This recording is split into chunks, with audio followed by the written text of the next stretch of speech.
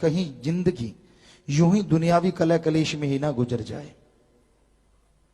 एक काम में सफलता हो गई, दूसरे की चिंता हो गई, 10 में सक्सेस हो गए, 1000 की चिंता तंग कर रही है। आप बेचैन हैं, आप परेशान हैं, आप दुखी हैं अपने बनाए जाल से। आदमी किसी का दुख कम झेलता है, अपने दुखों से दुखी रहता है। बुरे कर्म करता है, उसका नतीजन फल एक दिन भोगना पड़ता है।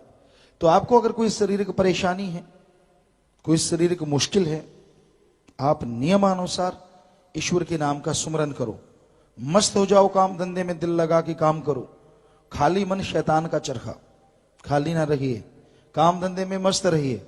घंटा सुबह शाम सिमरण कीजिए, भले कर्म कीजिए, नेक कर्म कीजिए। यकीनन आपकी शारीरिक तो क्या आत्मिक बीमारियां भी हट जाएंगी और मालिक की खुशियों से माला माल हो जाएंगे। बड़ा आसान तरीका है, इससे बढ़िया तरीका नहीं हो सकता। डॉक्टर दवा देते हैं, अब लेना तो मरीज का फर्ज है। वो दवा को सामने रख ले सजा के, सुबह शाम माथा टेकता रहे तो क्या फायदा होगा? डॉक्टरी हिसाब से रत्ती पर फायदा नहीं होगा। तो इसी तरह राम का नाम है, अल्लाह वाहिगुरु गॉड खुदा रब का नाम है। आप उसे सजा के, पता नहीं सजा के तो नहीं, पता नहीं कहां फेंक देते हैं, याद ही नहीं करते। ले लिया, जब राम नाम लिया तब बड़ी खुशी थी, कुछ देर जाप किया तब बड़ी खुशी थी, बाद में यह भी मालूम नहीं कि उसका जाप करना भी है कि नहीं करना, कभी कभार कर लिया। तो आप शांत चित्त उसका जाप करें, किसी को दिखाने की जरूरत नहीं है।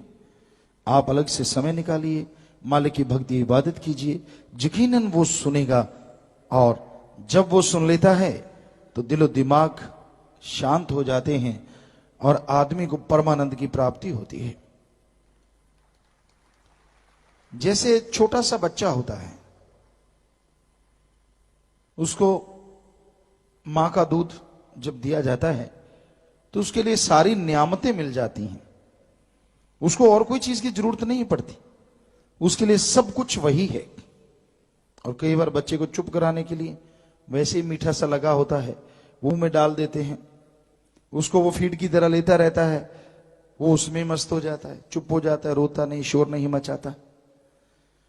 तो उसका रस आए ना आए, अल्लाह वाहिगुरु राम का रस ऐसा है जो लगातार आता रहता है। और आत्मा रूपी बच्चा जब उसको चख लेता है, सारी दुनिया के कलेश को भूल जाता है और मालिक की खुशियों से उसके अंदर बार बहार छा जाती है। वो माला माल होता है, नजारे लूटता है, मालिक के पल पल कण कण में, जर्रे जर्रे में दर्शन करता है।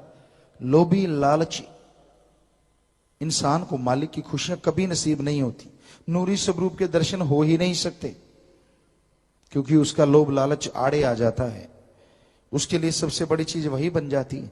तो इसलिए भाई, लोभ लालच में मत पड़ो।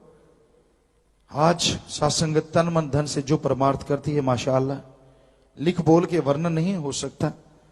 कोई गरीबों का इलाज करवाता है, भूखों को खाना खिलाता है, पेड़ पौधे लगाता है, हर तरह की सेवा में सासंगत तन मन धन से दिन दुगनी रात चौगनी जोश से आगे बढ़ रही है। और मालिक का रहमो करम दिन दुगनी चौगनी नहीं, हजारों गुना बढ़ता जा रहा है। और खुशियों से हर किसी का परिचय हो रहा है, खुशियां सबके रूबरू हो रही हैं।